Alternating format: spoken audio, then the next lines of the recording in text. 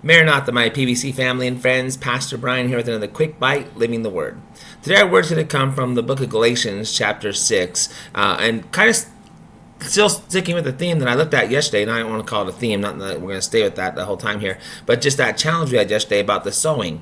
The Lord really has been I've been mulling over that in my head a lot since I did that, and there's so many other things the Lord speaks about this, and one of the things He brought out to my attention, or He reminded me of, for lack of better terms, was what we read in Galatians chapter 6, picking up at verse 7, and we're going to go down through verse 10, but we'll probably stop along the ways and discuss these things, because it really is enlightening as to what this idea of sowing really can be about. So in Galatians chapter 6, picking up verse 7, he says these words, "Be not deceived, God is not mocked. For whatsoever a man soweth, that shall he also reap." Wow. Wow. To me, that is such a sobering, encouraging, maybe to a certain extent frightening verse, that what we reap, we will sow. Let's reverse that. What we will sow, we will reap. God is not mocked. If I put it this way, God knows what you're doing. He even knows what your heart behind what you're doing is. You may look like you're doing the good things on the outside, but on the inside, you're full of dead men's bones. And He's literally not mocked. He knows what you're doing. He knows your heart behind what you're doing. So be careful.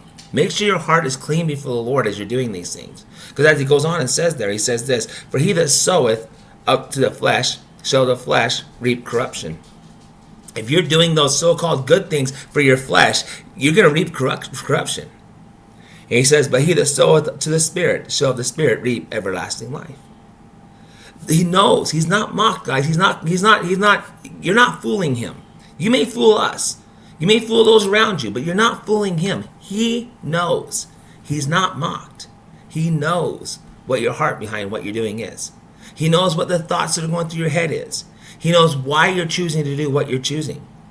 He knows what you're really sowing, and He can allow you to reap thereof. And then it says this, "And let us not be weary in well-doing." So now the real challenge for us, don't give up. For those of us who are reaping, are desiring to be glorifying to God in all we do, and our heart and our mind and our intentions are pure before the Lord, don't get tired of doing it. I know sometimes it gets heavy because you feel like I'm the only one, or it feels like you're the only one sometimes, and that's not the truth. Remember the prophet Elijah, when he was up on the mountain, he's like, "Listen, there's none left, Lord." And He's like, "I've got guys. Don't worry about this." But the point of the matter is, guys, is don't grow weary in well-doing. He says, "In due season we shall reap if we faint not." So then He gives us this ultimate challenge: as we have opportunity, let us do good unto all men, especially unto them who are of the household of faith. As we have opportunity, let's do good to those we like, to those who we agree with, to those who are politically standing where we stand, to those who we agree with on all the cases, those who are puffing up our flesh. Let's do, when we have opportunity to do good, let's do good to them. That's not what He's saying. He says do good to all men. All men, everyone. We should be seeking the good for all, not just for self, not just for my little group, not just for my little, but for everyone.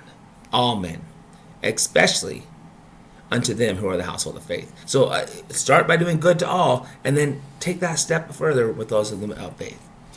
Do even more so for them. So my challenge for us is very simple. My challenge in this was very simple in the sense of what the Lord challenged me in. Check your heart. God's not mocked. He knows what you are doing, why you're doing what you're doing, and He will let you reap from what you do. So let's have opportunity to do good unto all men and to bring glory to our God. Because if we do that and we don't grow weary in it, we will reap the benefits thereof. I hope the challenge you today as it challenged me. Remember, I love you, we love you, God loves you, and God's got this.